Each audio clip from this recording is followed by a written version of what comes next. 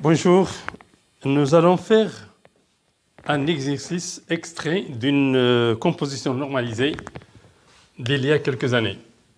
Alors, c'est un exercice qui concerne les fonctions linéaires et affines. Alors, on nous donne une fonction f linéaire telle que f de moins 1 tiers est égal à moins 1. On nous demande de déterminer le coefficient de f. On sait qu'une fonction, par exemple, f linéaire est égale à ax, le a, c'est égal à f de x sur ax. C'est un rappel, c'est-à-dire ax sur x. On simplifie par x et reste a. Voilà, donc c'est ce que nous allons faire ici.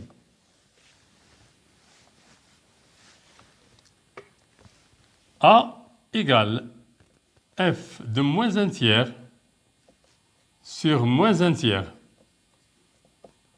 Moins 1 tiers ici. Et là, le f de moins 1 tiers est égal à moins 1. Est égal à moins 1 multiplié par l'inverse de 1 tiers, c'est-à-dire 3 sur 1. Moins 3 sur 1. Alors, c'est moins 1 fois moins 3 est égal à 3. Donc, f de x égale 3x. Voilà.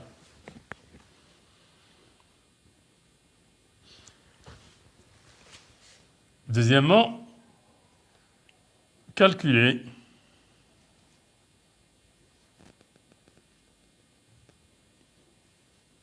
les images de moins 1 et 3 cinquièmes.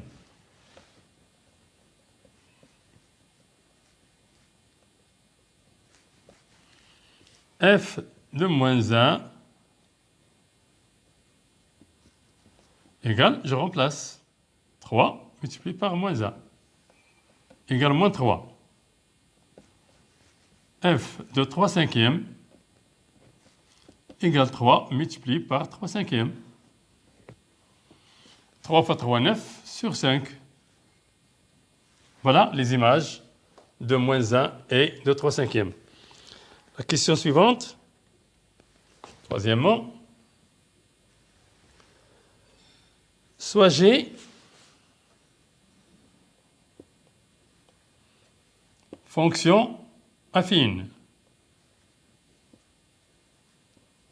telle que g de x égale moins 3x plus 1. On nous demande de calculer, c'est très facile, g de 0 et g de 1, c'est-à-dire l'image de 0 et l'image de 1 par la fonction g. G de 0 égale, je remplace, moins 3 multiplié par 0, plus 1. Moins 3 fois 0, c'est 0. Plus 1, c'est 1 donc. Donc, g de 0 égale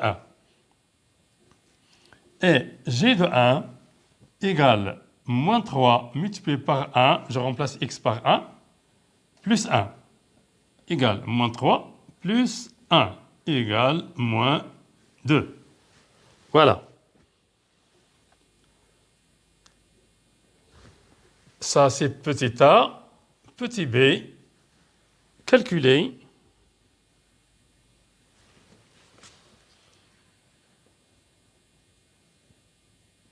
l'antécédent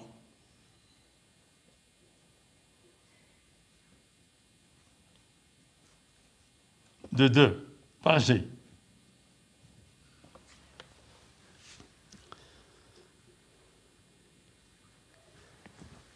Alors, j'efface ici pour être plus à l'aise.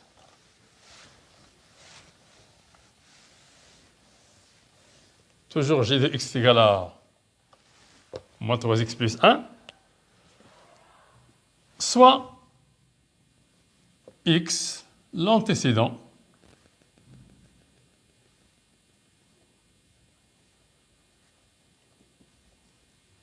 de 2. Alors, x, g de x, c'est-à-dire x a pour image 2. Or, g de x égale moins 3x plus 1. Donc, ces deux quantités sont égales. Alors, moins 3x plus 1, on est ramené à résoudre une équation. Moins 3x est égal à 2 moins 1.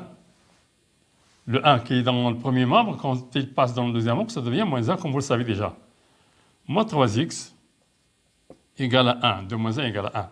Donc, x égale 1 sur moins 3 est égal à moins 1 tiers. Voilà l'antécédent de 2. Donc, ici 2, image. Ici, moins 1 tiers, antécédent. Voilà. Alors, j'efface pour continuer. Qu'est-ce qu'on a après? Représenter G dans un repère orthonormé. Alors, représentation de la fonction G dans un repère orthonormé. N'oublions pas qu'on a ici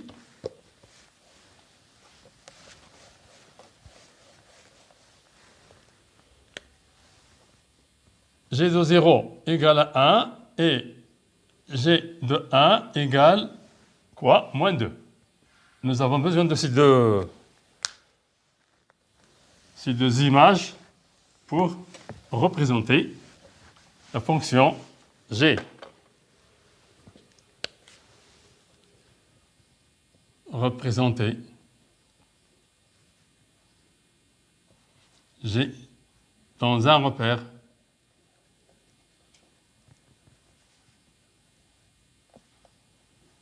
orthonormé.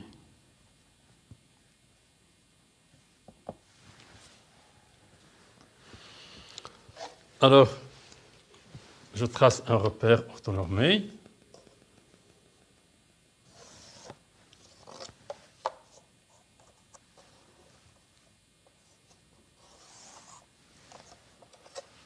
Orthonormé, ça veut dire les axes sont perpendiculaires et les unités de graduation, si ces deux axes sont les mêmes. I, J. Alors, moins 1 ici, moins 2 ici, 1 ici, 2, 3. 2, 3. Le I, c'est en haut. Moins 1 ici, à peu près. Moins 1. Moins 2. Moins 3. Moins 1, moins 2, moins 3. À peu près. Alors, nous avons l'image de 0, c'est 1. L'image de 0 est 1. Donc ça, c'est un point de... Je le fais comme ça devant vous. Par exemple, j'ai le point 1 ici, le point B ici. Le x, l'abscisse de A, 0 par exemple, son ordonnée y, ou g de x, c'est la même chose, et 1. Maintenant, l'abscisse de B, c'est 1, l'ordonnée de B, c'est moins 2. Donc, A se trouve ici, confondu avec J, et le B se trouve là. B. Donc, la droite AB, qui représente la fonction G, est celle-là. Voilà, nous avons représenté la fonction G graphiquement dans un repère orthonormé. Passons maintenant à la question suivante.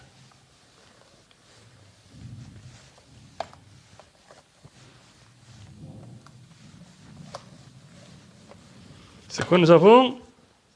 Soit G, soit H plutôt.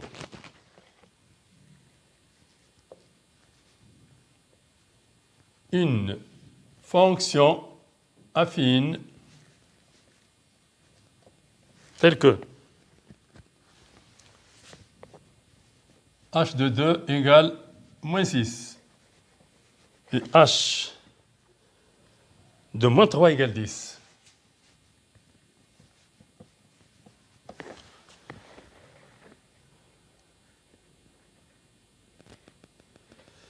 Est-ce que le point A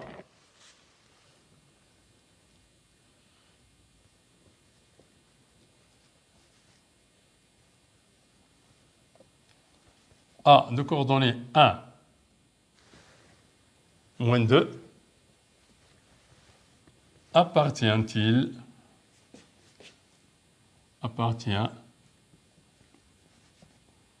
à la courbe de H. Comment peut-on le savoir? Alors, il faut définir d'abord H. Pour la définir, il faut trouver son coefficient directeur. On sait que le A est égal à H de x1 moins H de x2 sur x1 moins x2. Voilà, comme ça. Avec, bien sûr, x1 différent de x2. Alors ici, A est égal à H de 2 moins H de moins 3 sur 2 moins 3. On fait bien attention. D'abord ce moins opérationnel et le moins de moins 3 est égal à H de 2, c'est moins 6. Et H de moins 3, c'est 10, donc moins 10. Sur 2 moins 3, c'est 2 plus 3, 5.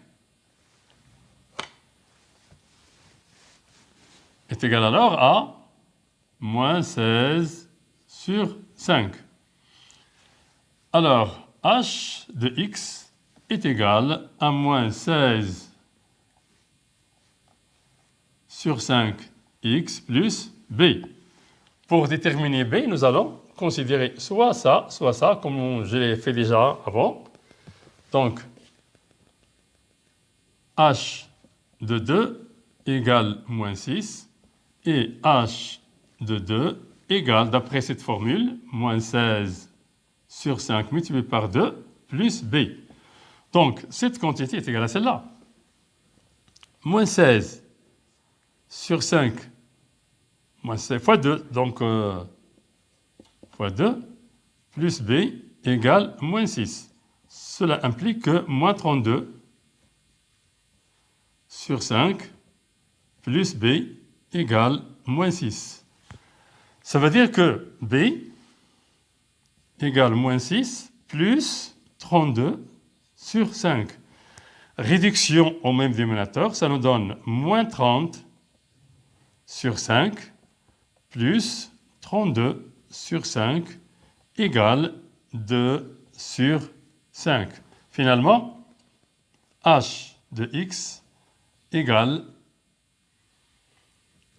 moins 16 sur 5x plus 2 cinquièmes. C'est ça le b. B est égal à 2 cinquièmes. Alors,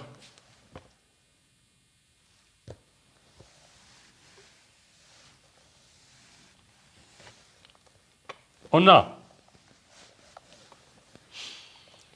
h est défini comme ça. Donc nous allons voir si l'image de 1 est égale à moins 2. Si on trouve que c'est moins 2, donc le A appartient à la courbe de H. Si on ne trouve pas une valeur qui est égale à moins 2, alors A n'appartient pas à la courbe de H.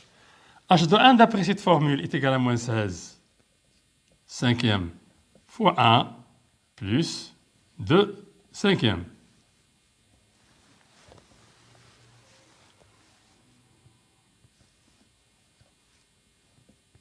Est égal, même dénominateur, moins 16 plus 2 sur 5 est égal moins 14 cinquièmes. Donc, ce n'est pas égal à 2, à moins 2, pardon, ce n'est pas égal à moins 2, donc A n'appartient pas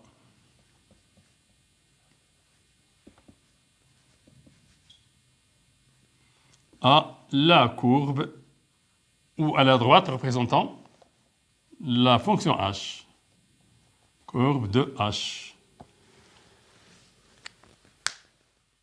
Exercice terminé. À la prochaine, Inch'Allah.